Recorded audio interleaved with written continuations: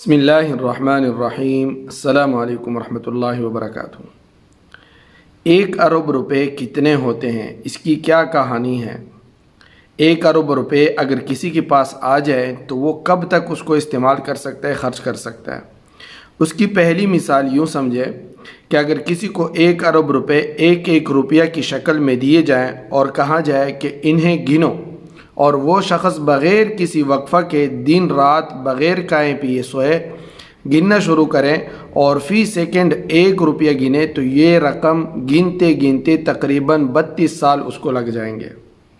دوسری مثال اس کو یوں سمجھے کہ فرض کیجئے کہ ایک شخص 1 جنوری سن 1 کو پیدا ہوا، سن 1 اور اس نے روزانہ 1000 روپے خرچ کرنا شروع کیے تو وہ تقریباً 2740 سال تک روزانہ یہ رقم خرچ کر سکتا ہے۔ یعنی سن 1 سے لے کر 31 دسمبر 2020 تک اس نے تقریباً 0.25 ارب روپے خرچ کیا اور بقیہ رقم سے مزید 720 سال تک روزانہ 1000 کے اخراجات کر سکتا ہے۔ اب آخری مثال سمجھیے۔ فرض کیجئے ایک 10 سال کی عمر کے بچے کی اکاؤنٹ میں 1 ارب روپے جمع کرا دیے جائے اور وہ بچہ روزانہ 30,000 روپے اکاؤنٹ سے نکلوا کر کھائیں پئیں، کھلونے خریدے، رشتہ داروں میں بانٹے یا ان نوٹوں سے چڑیا طوطے بنا کر اڑا دے، پھر دوسرے دن اور 30,000 روپے اور نکلوائے اور دل کھول کر خرچ کریں اور پھر تیسرے دن، چوتھے دن اسی طرح روزانہ 30,000 روپے خرچ کرنے کا عمل مسلسل جاری رکھے حتیٰ کہ وہ جوان ہوں، ادھیڑ عمر میں پہنچے اور پھر بڑھاپے تک پہنچ جائے اور پھر 100 سال کی عمر تک پہنچ کر دنیا سے رخصت ہو جائے، تب بھی اس کے اکاؤنٹ میں تقریباً 1.5 کروڑ روپے باقی رہ جائیں گے۔ سمجھ میں آئی کوئی بات؟ اب ذرا سوچئے، یہ تو صرف 1 ارب روپے کی بات تھی۔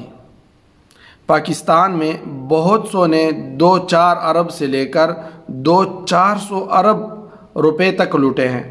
آپ اور میں روزانہ سنتے اور پڑھتے ہیں کہ فلاں نے اتنے ارب روپے کی کرپشن کی، فلاں نے ملکی خزانے کو اتنے ارب کا نقصان پہنچایا اور کمیشن وصول کیا، اور فلاں نے اتنے اربوں روپے کا ڈاکہ ڈالا۔ کیا یہ اتنا پیسہ کفن میں ڈال کر قبروں میں ساتھ لے جائیں گے؟ کیا کریں گے؟ ضرورتیں تو محدود ہوتی ہیں، انسان کی خواہشیں محدود ہوتی ہیں، اس کی کوئی حد نہیں ہوتی۔ اگر ساری دنیا کی کاغذ نوٹ بن جائے تو یہ ان نوٹوں کو اکٹھا کرنے کا سوچتے ہیں، سوچتے سوچتے مر جائیں گے، قناعت ہرگز نہیں کریں گے۔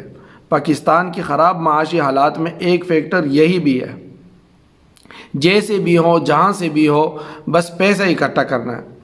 چند ایک کی تخصیص کے سوا سب کا ایک سا چلن ہے، اب اپنے عہدے کے زور پر ناجائز کام کرنا، کم بولی پر ٹیکے فرنٹ مین کو دلوانا، سرکاری اراضی، سرکاری جنگلات بیچ کر تجوریاں بھرنا۔ کسی ایک پارٹی کی بات نہیں، کسی ایک گروہ کی بات نہیں، کسی ایک بندے کی بات نہیں ہو رہی، یہ ہمارا قومی چلن بن چکا ہے۔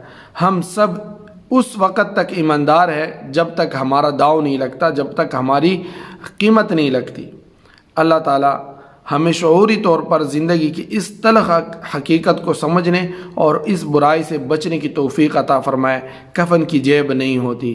اللہ تعالی ہمیں سمجھنے کی توفیق نصیب فرمائے۔ والسلام علیکم ورحمۃ اللہ وبرکاتہ۔ دوستو، صادق ٹی وی کو سبسکرائب کرنا مت بھولیے، ویڈیو کو لائک کریں، شیئر کریں اور کمنٹ سیکشن میں اپنے رائے کا اظہار